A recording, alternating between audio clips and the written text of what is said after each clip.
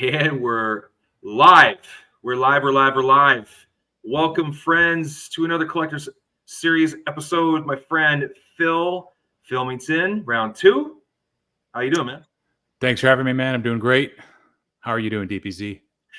Doing good, man. Doing good. Well, today is the 24th of August. This show will run on the 26th. You got 2-day head start. But we did find out today the UCL tear of Shohei Ohtani. That is first and foremost on, I think, most of our minds. Wax collectors from 2019 on tops. I don't know, is it 17? 18? 18 tops, 18 Bowman for the most part, yeah. 18 tops, 18 Bowman. So those wax prices are probably going to see it's going to be interesting. Maybe nobody reacts, maybe people do react. So we're going to jump right in, man. I want to jump right into the thick of it. Let's get into the meat and potatoes. What's your reaction right now? Yeah, as a baseball fan, if I step away from my own interests, it sucks. It's a massive blow to the sport. It's a massive blow to the hobby, particularly the baseball side of the hobby.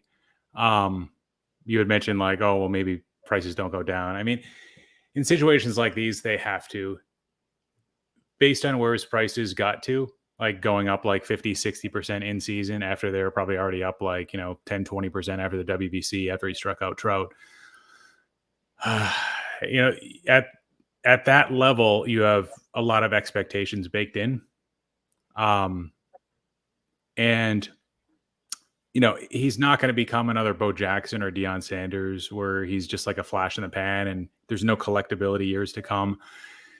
He's done a little bit more than guys like that, but I bring up the comp because how much brief stints of brilliance are definitely worth something. And I've always said this, and in the past I've said, like, we have to measure Ohtani differently. He doesn't need to do what he's doing for 10 to 15 years. The milestone stats, strikeouts, home runs, they don't matter as much to a guy like him because of how much a unicorn he is and the fact that we only see a guy like him every 100 years or so. But some amount of longevity is needed, clearly. And I think we were hoping to see 5 to 7 years of just like peak dominance, two-way production. And by two-way, I don't mean like being a closer, which is probably on the table now for the second half of his career. I mean like being a starting pitcher, logging 150 to 200 innings a year in addition to jacking out 35 to 50 home runs. This year he was on pace for more than that. So it definitely puts a damper into things. He still wins MVP. He still gets credit for that. But he was on pace for like 58 home runs. He was on pace for perhaps his best season yet. If you were to look at total across the board production, 1,000 plus OPS on the offensive side, which tends to drive the hobby more. Offensively, certainly would have been his best season and probably still is, as a matter of fact. So it sucks. And also the second UCL tear. So there's long-term questions and going back to like, is he turned into a closer? Is his ability to be a pitcher into his mid to late 30s, is that now in question? Is he just going to be a one-way player? Does that mean DH? Does that mean outfield? If you look into like other aspects that could affect his value in the short term, you look into the hype that would have been building in the offseason for this massive contract, probably going to a major market team. Now that's still going to happen. He's still probably going to get the biggest contract ever, 400 to 550 million, maybe. Mm-hmm. But it's not quite going to be the same. So it's not like you're going to be able to get the best of Ohtani right away. Maybe you're able to use him as a hitter at some point during the season. It kind of all depends on what, if he does get the Tommy John surgery, if he's able to contribute kind of earlier in the season as a batter or not. But yeah, I mean, this sucks. I assume, there's always weak hands in the hobby. And as I said, I mean, like there's already a lot baked in. His prices already went up a lot this year. If this happened last year, I think you wouldn't see as much of a softening in his prices. Maybe 30, 35%. You see even the rare stuff go down that much. The base cards, maybe a little bit more. The less rare stuff. Wax. It all depends on how much Ohtani's driving that product. If we're talking 18 Bowman, something I have a lot of, he's pretty much driving the entire product, and I could see that going down. Closer to 30%, and maybe some of the stuff like Topps Update, Topps Chrome Update, some of the stuff that has all three of the players, Acuna and Soto as well. Even Topps Chrome, the fact that it has Acuna in it, that could fall maybe like 20%. But the thing with wax, like, even though there's a finite quantity of it, wax from like the last 5 to 7 years is going to be highly correlated with player performance. And the one nice thing, if you're holding wax, I probably won't be selling a lot of it right now, at least, because I have plans for it next year and I can stomach the hit, and I got in at good prices.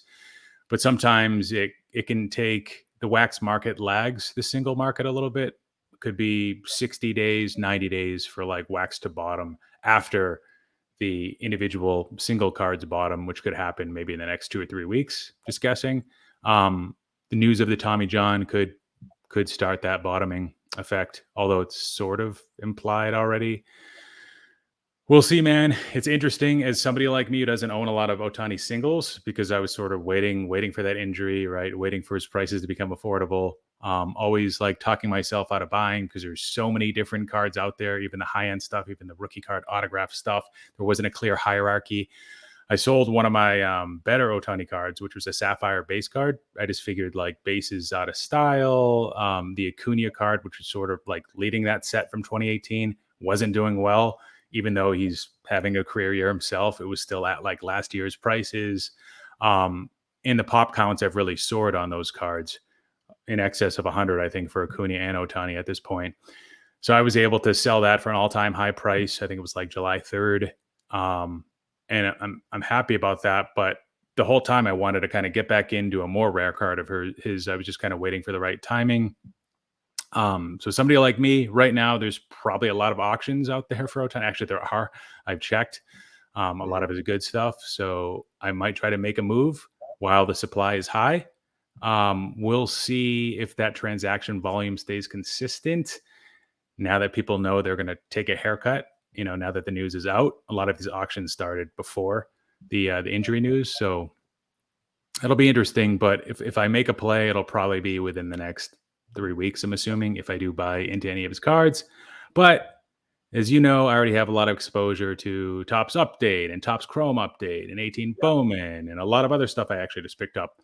Again, some of it was at decent prices, I feel. So I think, if you bought Ohtani this year and you're freaking out, if he does fall about 30 to 35% from yesterday's prices, or I guess you're going to publish this a little bit later. So what's that, Wednesday's prices? If he falls 30 to 35% under those prices, then you're still looking at probably higher prices than February and March before the WBC. You might be looking at something comparable to April, because again, its prices have come up probably close to 50% this year. So take 30% off of that, you're close to where you started, really. Because 30% off a bigger number, as you know, you're a banker, it's going to be a higher amount than the 50% up. So it just sucks, though. Yeah. Well, it's interesting because, like, right now, as a banker, you think about asset liability management, right? So you buy something now, is it going to be worth less or more later? You forecast it out. Was this decision right now the best decision for that money, and at what rate you're paying to buy it? Or, obviously it's banking, so it's a little bit different, but, you think about that when you purchase a card. So if I'm thinking Ohtani, when do you buy him? I mean, you said wait. What if he just becomes a DH and a hitter, just a really good hitter, and he's just another really good hitter?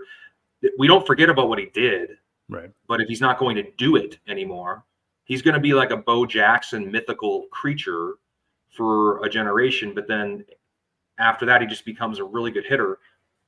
What happens to his market then? What would you think? Well, I think, reading between the lines, what you said, I mean, there's a chance that things get a lot worse. It's still a risk. It's not a lock if you buy today's prices and he ends up getting a big contract and not really paying dividends to whatever team he goes to. There's a lot of guys that don't rebound after a second UCL tear. I mean, it's a very fragile ligament. And I mean, now, like, it's sort of like the 3-strike system, right? If he has a third Tommy John, I mean, there's hardly anybody that's recovered from that and put in like meaningful work beyond like, 500 innings, 200 innings. It's Yeah. Yeah, so then you have to worry about that too. So, I mean, he can carry his own as a hitter.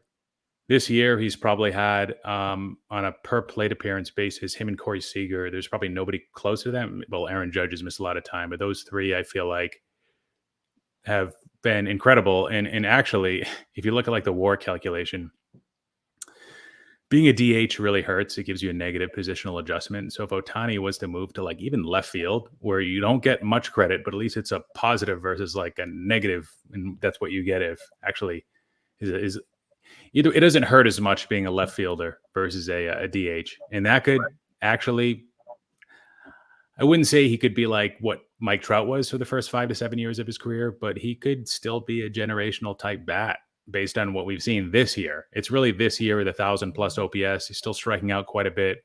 But 300+ average, I never thought we'd see that out of Ohtani. I thought he was more like a 240, 260 guy with like 30 to 40 home run pop. I thought the first half of 2021, one of the reasons probably I didn't buy into him, I thought that was sort of a mirage a little bit, just like an outlier. Clearly not. Hits the ball really hard. And if you looked at his StatCast data from that season, not just the first half of his breakout 2021 from an offensive perspective, but the whole season, he looked like a left-handed version of Fernando Tatis. And that was the year that he like went nuts too. So hard hit rate and exit velocity and barrel rate and all that stuff. So yeah, I mean, if you have serious doubts of Ohtani becoming anything like Bo Jackson, nobody goes to a card show like specifically seeking out Bo Jackson and willing to pay high prices for his stuff. He's not a guy that moves a lot. I think Bo Jackson had like 2,400 major league at bats. So, and maybe played like, I don't know, like 36 games in the NFL. Deion Sanders probably somewhat similar with like the baseball. So it's not exactly the same. I think Bo Jackson never hit more than like 280. He never went 30-30. I think he was close. But I mean, what's more impressive, being a two-sport guy playing for two different organizations, two sports, or being a two-way player in today's game? You could probably make arguments either way. Baseball, being a hitter and being a pitcher, that in itself is almost like two sports. Doing it the same day is probably even more impressive, for Ohtani. Either way, preparation is almost impossible to be able to do. It's longevity. It's let's go back to what you said. The longevity is really what we're looking for with Ohtani. Longevity on when it comes to either of those scenarios for an athlete. How long can you do it? And I think we all know that's going to be hard to do, and we're seeing it now. We're seeing the wear and tear on the body, the arm. It's his body is his limitation, right? It's not his talent. We know that.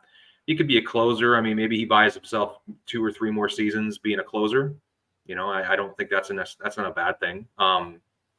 If he just devoted himself to his bat, I mean, the guy, he's probably top 3, top 4 hitter in the league for the next 2 or 3 years, or at least 4 years. The way he hits and his hard hit rate and all that. But yeah, it's an interesting conversation. I don't know if I'd be knee jerking. I do wonder what are teams signing next year? Are they signing a really, really good hitter, or are they signing a generational unicorn that you just never see? Not even generational, like once, twice in a lifetime type player that you just never see. Is he going to get money for that, or is he going to get money as like a top 3 or 4 hitter? And I mean, I think he can go either way, but I lean towards he's going to get paid like a hitter, because I don't think teams are going to be as confident. Yeah, he's going to get paid as some sort of a unicorn figure too, just from like a endorsement, advertising, marketing standpoint. And I think you can benefit from that if you are buying his cards or selling his cards within the next, 6 months to a year, before we realize like what Ohtani is as a 35-year-old. There's still that upside. There's still that memory of who he was. And at this point, there's not really much clear competition from like top player in the game today. Like, okay, Acuna does it 1 year, Soto does it 1 year, Tatis does it for a little bit, Trout's clearly falling off. Mm-hmm. He's still the generational guy for the 2020s. So I think that helps him in the hobby. Where with like football, like you look at like next generation, Herbert and Burrow, if one of them was to fall off, there'd be like another guy that could clearly take their spot probably right away. With Ohtani, it's him and everybody else. So, Yeah. and factoring in Mahomes, it's really Mahomes and everybody else, in my opinion, in football. And maybe there's probably even more separation there. But I was looking at like the newer class of guys for football. But yeah, it's it'll be an interesting next 5 to 10 years from what we see out of Ohtani. I could see him being a closer into his late 30s though, and that would preserve his workload. I think that's one of the issues now. Like I was seeing his innings and his strikeout count in the first half, and I'm like, oh wow, they're really trying to get a lot out of him so they can trade him, or so they can just like milk him for his last season. Talking about the Angels, then I looked at the season prior, and I'm like, oh wait, it's like about the same, like on pace for like 200 innings ish, right? Like it's kind of a lot for a guy that has a lot in his plate and has an injury plagued past in a way. If you look at his first couple of years in the league, I think he's escaped that. And a lot of people it's a recency bias almost with like people's injury status. It's like, well, he's been healthy now, so he's no longer an injury prone guy. Like Carlos Rodon, it's coming off one great year with the Giants, and the Yankees sign him and they give him a contract like as if he's not an injury prone guy.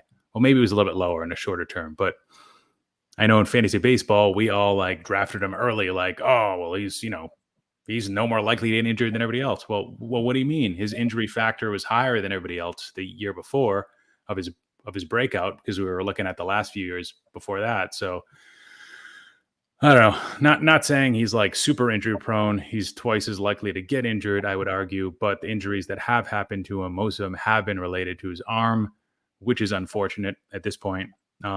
Not that what Trout's dealing with is any better. I mean, he's all over the place and he's got that long-term back issue. Yeah. I think at this point, Trout's like almost better off just being injured, so people can remember the first half versus, the second half. Like a lot of people look at Pujols as like a tale of two halves. And of course, like that last season he had, which is pretty insane. But if anybody gets a bump from this Ohtani thing, I would have said Trout, but he's injured again. I would have, Babe Ruth, but it's a completely different segment of the market. Barry Bonds. I don't know.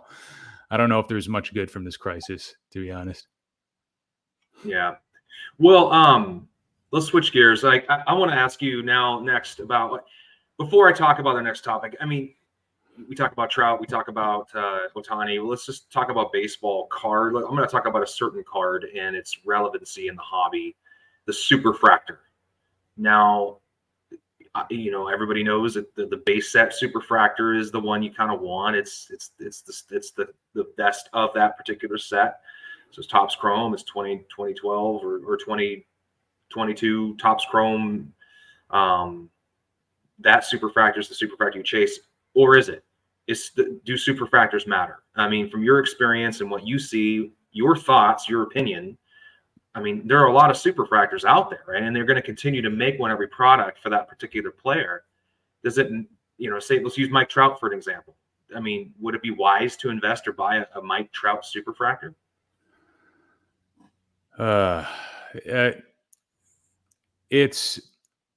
So I think just in general, buying like second, third, fourth, fifth year cards of players, like the only thing that's going to make those cards outperform the rookies and the more like staple, I don't know, desirable like stuff that's higher up in the hierarchy. The only thing that's going to make the second and third year stuff outperform the first year stuff is like some ridiculous like 2020 type event where the hobby becomes mainstream again. And then you have all these people that are priced out of the rookies already, and then they start to irrationally buy the other stuff, and it starts to go up from $1 to $20. In my opinion, not in all cases. Superfractors. So I feel like 2020, in the first half of 2021, it was all about the base card, right? Like, what are the most recognizable cards in PSA 10? And those cards all went nuts. And then people started to consolidate and get a little bit smarter, right? And then I think it was year 2022 where people started to really focus on anything that was a one-of-one, any superfractor. Maybe it was easier to move, and it became, from illiquid, people became more confident. Maybe pricing data tools helped for people to understand what it's worth so they could transact and feel comfortable with that price or whatever. But people wanted the rare stuff. And they, in a way, they kind of still do today. Now you've got like Mookie Betts, Trout, and if you go before like 2011 or 2009, you've got guys that only have like 5 to 15 superfractors. And like those in theory should be more meaningful. And then today you've got guys like J-Rod that might have 5 platinum parallels in one set, right? So it's interesting because like one would think that, well, maybe the earlier stuff where there's fewer superfractors, like that'll hold value. And the stuff that comes later, maybe it doesn't. But the problem is it's just so confusing. You know, there's checklists out there. It's hard to get an aggregate view for the typical collector to understand like what they're dealing with like, what are J-Rod superfractors for the first 2 years of his career, including his prospect cards too. I have stayed away from them personally. If it was a rookie superfractor autograph from like Topps Chrome or Bowman Chrome first, or some other like meaningful set where I viewed like the base card and the other parallels to be like high on the hierarchy already, I might consider it. If I wanted to, take out, you're going to have to like understand your risk tolerance. Like, well, now you're paying 40x more than the blue to get this card. You're paying maybe 2 to 4x the red to get this. Like, do you really want to spend that much on that player? But if I did, I'd consider it. One of the things I don't like, I know this is not what you asked, but I don't like paying up for the grade on a card that's already rare. So to me, a PSA 9 isn't worth that much less than a PSA 10. I'm not going to pay the 2.2, 2.4x multiplier. I'm going to pay closer to something like 1.5. Right. And same thing goes in the other direction. If it's a PSA 8, I don't really mind. A PSA 7, I'll buy the card. BGS 8, I'll buy the card. It's not going to bother me as much. It's not going to be an eyesore to me. I'll just be happy owning the card. It's already special. It's already rare. But and this goes for all parallels. It's not just superfractors. They're not quite as coveted, and or they shouldn't be, and they won't be in the future once people realize that, as maybe they are today, because of so many other competing parallels. And do you feel like, and piggybacking on that, is it just better to go with the first Bowman color versus the Topps rookie card? I think I'm going to get out of my I'll talk about this towards the end of the show, but I think I'm going to get out of my last modern card. I won't own one. And I have a Julio PSA 10 logo fractor, and I think I need to move it to make room for a bigger card purchase. But, I have a few, I shouldn't say that, I'm lying. I have some first Bowman Chrome Mariners, some guys, but, Mariners and who knows. But, the thing that runs through my brain when I try to contemplate making the decision is, do I just want to do this now, move this card now, pops 35 in a PSA 10, but move this card now, even though it's a rare card, and then just aim my sights, I already sold the first Bowman Chrome I had, aim my sights back at a maybe blue, even if it's a 9 or a 10, get a blue or get a true color in a first Bowman Chrome and have that be the flagship card for Julio that I just keep, right? Go back and get that later during the off season or off peak time. What are your thoughts there? Yeah, well, there's a lot there. I had posted something on Instagram like a year ago when people were contemplating, like, posing the question on social media, what's the desirable J-Rod rookie to get? What's going to be the one to get? And I get the difference between 2022 rookie cards and 2019 first prospect cards for J-Rod. But what I would say to that person is, like, buy the Bowman Chrome autograph. Yeah, but aside from that, I'd say buy the Bowman Chrome autograph. Just get it. And I'm not implying you should get the base. Personally, with J-Rod, I picked the refractors, some of the numbered stuff. For my own good, I was trying to look at something that was liquid enough. So I went for the number to 499 refractor. It's perceived as a true color, and PSA 10 grade. So high grade refractor. It's a decent combination. That in itself makes it a little more rare, a little more special. Mm-hmm. Now, people could argue and say that they'd rather have a PS9 blue, and I could see that. I wanted something a little liquid, but also something a little more special than the base. And Right.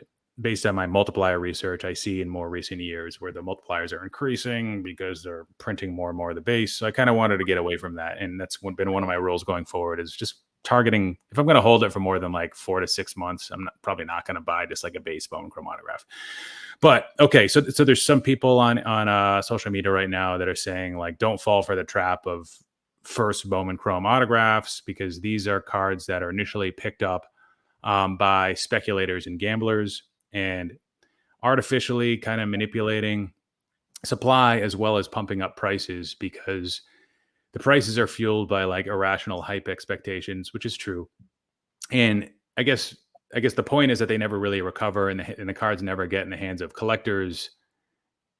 And so you're dealing with bag holders. You're dealing with, it's almost like the story won't end well if you pick up a first Bowman Chrome autograph, because of the demographic that's buying those cards. Just, these aren't long-term holders, right? And that the growth, maybe it's been an organic, I guess, push to drive popularity of the cards and to drive values of the cards, but it's not really something you want to get your hands dirty with. So what I say is that first Bowman Chrome autograph, it's simple, right? There's only, well, I'd say there's only one, but then you've got Sapphire, in some cases first edition and a mega box, right? But in general, people that are true Bowman guys, like, don't consider that part of, like, it's not from a major release, so they're not going to put as much money into those cards, and as a result, they don't sell for nearly as much usually. So back to what I was saying. So you have simplicity if you stick to one of the 3 major releases: Bowman Baseball, Bowman Chrome, Bowman Draft. Each player is just going to have one autograph. Almost every player has one, unless, Jacob deGrom, Jose Ramirez, they weren't ever really expected to be good for the first like 2-3 years of their career. So maybe that's why they just never ever got one. Yuri Perez doesn't have one. He's a rookie this year. I assume he will. He was like a top 10 prospect at once. He might be in Bowman Chrome. We'll see. I just think that, just look at like what Fanatics or Topps is doing to the other brands, starting with Topps Chrome. Like, it's hard for me to even understand how much to pay for the wax, because they make so much changes to it from one year to the next, whether it's increasing the autograph subjects, decreasing the amount of hits, adding breakers to light boxes, completely screwing up the print run, or the print quality last year. Guys falling off the checklist randomly, just random autographs not showing up. Like, whereas like, was it Juan Franco's, like, the J-Rod base auto that never showed up, like certain colors maybe didn't show up. Like, people were questioning if that was an issue with Bobby Witt too, maybe, but those showed up. But like, Juan Franco might be missing some stuff. And of course they said those guys were going to be on the checklist as short prints, and they had added the silver packs. And it just doesn't seem like Fanatics is taking Topps Chrome and the flagship products, meaning Series 1, Series 2, and Update, as seriously with respect to, let's preserve the brand over time. Bowman Draft, we see minimal print run increases, about 15% probably on average year to year. Topps Chrome, we've seen 33%. Topps Chrome Update, we've seen 50 to 60% at least. I think from 18 to 19, it was closer to 67% of the base print run. Series 1, I mean, that's been exponentially increasing. Complete sets. And then the retail. And I get it. I get it from a company. I'm not complaining from like a corporate or strategic perspective. Like, they should make those products accessible. And I like, as a guy that supplies wax to customers, I actually like that they're kind of like diluting the product while not diluting the rip, because they're adding all these like manufactured scarcity things. Like even the taco fractor, like everybody complained about that thing, but who's pulling it? There's only 5 of each player. Is it really an issue if it's so hard to pull? Frozen fractor, a little weird, but like any new innovation, if it fails, if they miss, they can always retract and just kill it, right? That's the beauty of innovating. And the things that work, they can continue to push those out. And Fanatics are doing a pretty good job with that. I know we're not supposed to be talking about how Topps Chrome is, what they're doing there from an innovative standpoint, but I would say there'll always be a place for Topps Chrome, Topps Series 1. For me, I'm going to go with Bowman Chrome. First autographs, I'm going to try to stick with true colors. It's been a tried and true formula. I know flagship golds have been around for over 20 years. But for me, there's too many of them. So you were talking about blue Bowman Chrome autographs. I made a point to somebody when I redid the color multipliers, and they were like, "Oh wow, orange went up a lot," which is number to 25 a true color, with regards to like that like versus a base, like it stretched from like 15x to like, I don't know, 18 to 20x or something. And then they were like, but blue didn't change at all. And like some of the gold waves even increased. So I'm never going to buy blue ever again. That's what he said.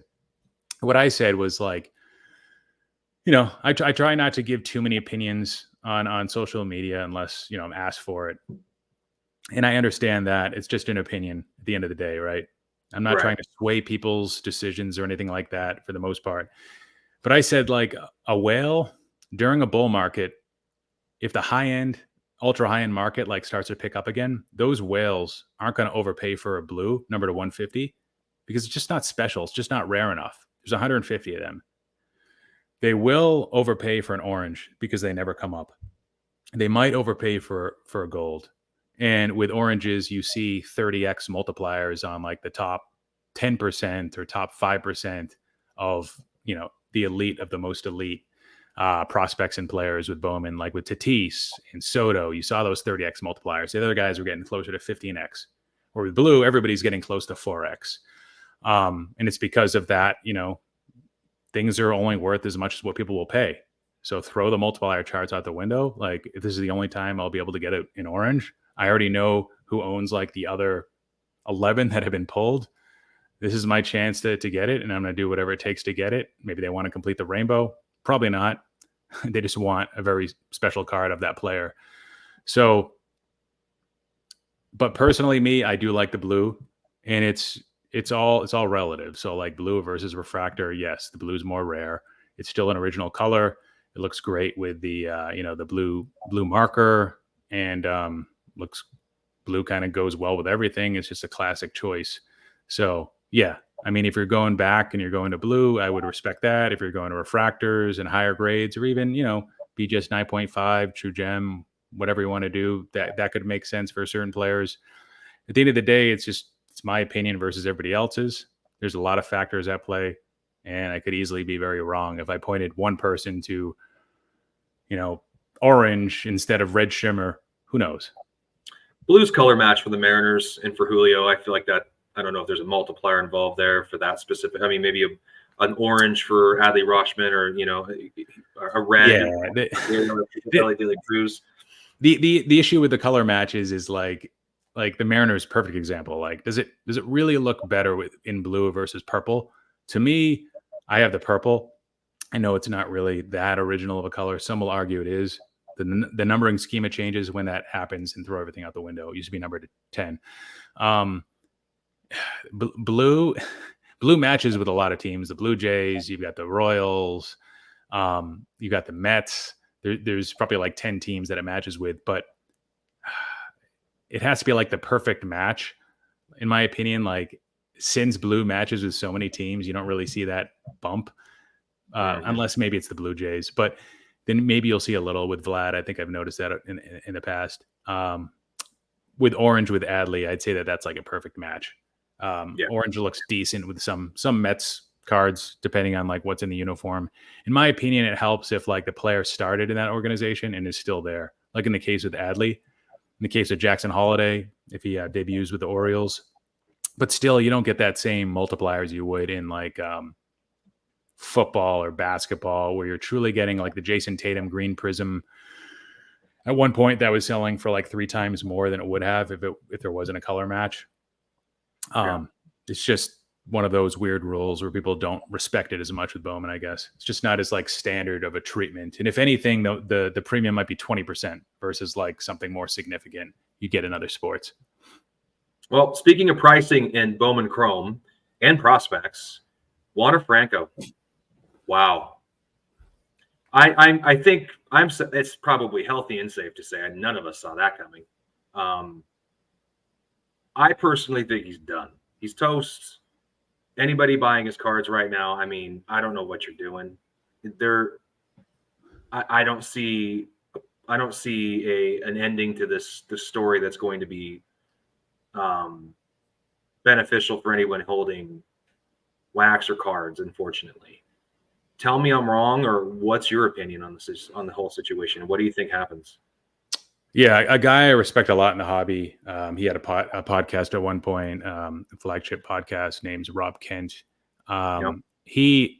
He's been kind of on my back a little bit over the last year about Wander's Instagram, saying like, this is like characteristic of somebody who's like a virgin, basically saying he's immature. And I meant to check that out because I do own a few Wander cards. I do have some 2019 product. Now, granted, J-Rod's in that too, but 50% of that value is still tied to Wander, unfortunately. So I'm selling that right now. And after Tatis went through his issues, it started with the injuries, and then it led to, and then from that it became attitude, kind of like, is this guy a team player or not? Is he an issue in the clubhouse? And then after that, it was the motorcycle accident where he broke his wrist, right, and covered it up or lied about it. And then it was the steroids after that. So, like, stupid decisions are correlated with stupid decisions. So after the Tatis thing happened, like, my takeaway from that was like, okay, yeah, I didn't have too much in Tatis. I had a few cards. But when somebody gives you those signs that they're an idiot, then it becomes on you to mitigate that, right? To what's my exposure to this idiot? At the end of the day, these guys are people. And we've seen it more than ever over the last 10 years, given some of the consequences. Even if a player is cleared, like I think Trevor Bauer legally might have been cleared. You might know about this more than I do. Yeah. But he's still blacklisted from the game. Some of that has to do with his personality and, his lack of filter and the type of person he is and type of teammate he was. But maybe Wander's not that far off. But yeah, it's just,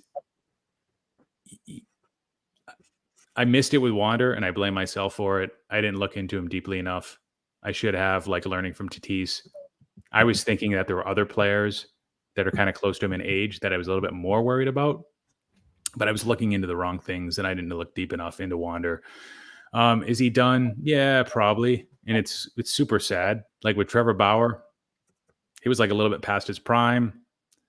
He's a pitcher. It doesn't matter as much for the hobby or real life baseball. He didn't come in as a, undisputed number one draft pick with like one of the best hit tools, or number one prospect with one of the best hit tools that we've seen ever, really. So it's unfortunate that we can never see what Wander was capable of. Not saying it's completely a done deal, but I'm listing some cards tonight in auction that I haven't yet because I've been super busy. Like, of course, like the week I'm super busy, I haven't. Not that would matter. I mean, I think he got like a 65% haircut. Well, maybe it was like 50%, and then the news got worse, and then it's like, oh, there's multiple women. It's just really sad, man. It's sad. It's like this plus Ohtani. It's in like back-to-back weeks. Like this is terrible for the sport. Like these were like two of the top 10 most important athletes for the sport, probably. Yeah. Even though Wander's in a small market. It sucks, man. And then coming off of Tatis too, you lump him in there too. I mean, okay, let's talk about the positive though. So Wander, we don't want to spend too much time and get down on it. So Wander, in all intents and purposes, is cooked as goose. And hopefully people can find their way out of those cards. I don't know how, because it's a zero-sum game at this point. Because whoever's going to buy that card is going to end up having a card that's worth nothing if he's no longer playing and or actually convicted of these terrible things. There are a lot of good things still happening in the game. Let's talk about them. And one of those things is Elly De La Cruz. He continues to play and impress at a high level. Rookie year, I get it. We need to see way more. There needs to be more of a body of work, obviously. But who does he remind you of? Ronald Acuna Jr. is having a terrific year. I'm going to continue to ring my own bell. I called this. But Acuna, Ellie De La Cruz. There's obviously other players that are having terrific years. Corey Seager, I mean, I know he's not a prospect any longer. He's still playing really well, showing everybody that he's still the same guy he was in LA. Talk to me about Julio, of course, he's all of a sudden became Julio again. Talk to me about your tell me your top 5 young players in baseball, the players that you feel optimistic about. I know it's impossible to do that personally with these players because they're so young. Can't hold anybody accountable for that because we just don't know what they're doing. But from a baseball perspective, now that we've seen Wander's off the list, right? Okay, so who are you looking at? Who's exciting to you? So Bobby Witt's another guy that's really stepped it up. He's now like top 5 I think in the league in hits, hitting 280. There's a chance he could go 40-40. He would need to continue his ridiculous power pace throughout the rest of the year. I think he's only at like 26 home runs. But he's an exciting guy. I mean, him and J-Rod, they really started to turn it on, it appears, in like July. So I haven't been able to watch them a whole lot to see. But Acuna's kind of in a league of his own with regards to his pitch recognition, plate discipline, the hit tool, the power, the speed. This year, it seems like he's taking a year off from defense. He's just not focusing on it a whole lot. I guess that was the explanation that I heard on Twitter. Just like he's got like negative WAR, but he's usually a guy that's like a positive defender. And this is the reason why Mookie Betts is competing for MVP. I mean, it's gotten pretty close. And Mookie Betts, I think, went like 7 for 8 today with a walk in 2 games. Wow. So, but to your question, it changes so much because the hierarchy is unclear. Once you remove Ohtani from the fold, who still is my number 1, it kind of depends season by season. There's another guy that shines, another guy that regresses. Like Soto, he's been kind of frustrating this year. He looked great in the spring, hurt his calf a little bit. And he's been up and down, overcompensating, swinging too much, taking too many pitches, just like pulling the ball too much, not pulling the ball enough, being too passive, being too aggressive. But Soto, for me, given what he's accomplished, given at least that he stayed away from injuries and stupid stuff, him and Acuna are probably neck and neck as my like 2 and 3 after Ohtani. After that, like J-Rod and Witt, they've got a little bit more to work on. Strikeout rate, walk rate, a little bit below what I'd want to see. At some point in their 30s, we're seeing this with Mookie Betts, right? You lose your speed, you lose your athleticism. Mookie Betts is still a really good fielder, but at some point and he won't be as versatile, you'd think. At some point, he won't be able to contribute that much with those things. I mean, he's still only 10 years in the league, roughly. So with J-Rod and Witt, they need to improve some of these like surface skills in order for them to to have the longevity plus the numbers to justify them being like generational or 1A, 1B. Yeah. To be savvy baseball players. Yeah. Like the 30-30, 40-40, like that stuff's cool and all. But there's probably been guys to do that with like a WAR of 3. Or to come close to that, like 30-30 numbers. That's not going to do it in itself. Witt, actually, so he went from, based on one metric, and one of the flaws with these defensive metrics is you see a lot of variability from year to year, in my opinion, based on what I've noticed with a lot of players. So outs above average is now the key component of Fangraph's defensive WAR. And it accounts for range. It replaced the UZR, and I think it might account for like throwing accuracy too, at least. Don't know that for a fact, but it's a big component. In Bobby Witt went from the 21 of 21, so like the worst shortstop that qualified last year with like X amount of plate appearances. He was the worst defensively and outs above average. So 1 percentile is what Baseball Savant had. Now, Baseball Savant has him at 100th percentile, literally like the best in the league shortstop. So his WAR goes from 2.3 to 5+ this year. And there's different WARs for like Baseball Reference. I tend to look at Fangraphs. Tends to be a little bit more like representative of like their true capabilities, in my opinion, weighting like offense and defense proportionally. even though he might go 40-40, being like a premium defender at one of the most important positions after catcher, it's the second most. It's the most important position after catcher for that defensive adjustment in WAR. He still isn't gonna put up like a 8 to 10 WAR like Trout did, and a lot of that has to do with he just doesn't take bases yet. He still has an OBP under 325 last time I checked. He needs to get that for me to buy into him, and I have some of his stuff already just because I like the cards more than the player, and I ended up backing into some of his cards. I'm like, oh, geez, let's see if this guy pans out. But if I didn't have him yet, I might wait till he gets that on base percentage above 330 for a period of longer than like 3 to 4 weeks, whether it's this year, whether it's next year. Probably wouldn't be the best time to buy him now. He's probably up close to 60% over the last like 3 months at this point. But he's exciting because I forget if I was talking to you. I think I was talking to somebody else on a different podcast. But like there's a handful of players, maybe 5 in this league that can become the next Mike Trout that are playing now. And Bobby Witt, yeah, sure. The likelihood is under 5% probably that happens. But he's on that short list based on what he can do, with all facets of the game. At one point, Trout was a pretty good defender, and he was stealing close to 50 bases, right? So Who are those 5 players? Well, that was more of just like an estimation, but I'll put you on the spot. Tatis, but cross him out because there's a built-in ceiling to his values now based on the whole steroid thing, which is actually arguably more difficult to overcome than Wander if they gave him a second chance in the league. Just based on like Hall of Fame types of, I don't want to get into this because there's going to be people that probably argue with that, but let's not talk about that. So okay. I would say J-Rod, Ellie might be one of those, Acuna. And if you want to factor in Tatis, I mean, just like the true 5-tool dudes, Jackson Holiday. If you asked me like who's like the safest guy to buy right now, it actually might be a prospect, and that could be Jackson Holiday. But if you'd asked me a month ago, I would have said that. Now he's up another like 30-40% probably, and he's a hard guy to buy. So Jackson but Holiday. he looks pretty special. But then again, you got to put things in perspective. People are saying that his brother, Ethan, I think his name is, looks like he could be just as good, if not better. They always say that. Like Ronald Acuna was like, oh yeah, Luis Angel, he's gonna be better than me.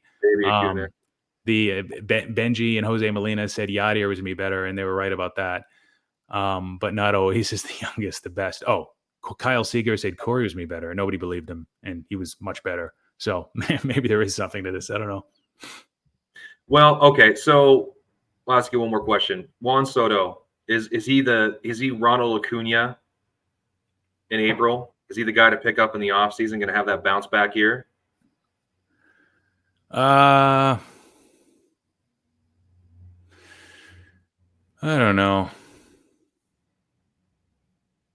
Are you just kind of lukewarm on him now? Put your money into like a 5% savings account instead, given the current environment. I remember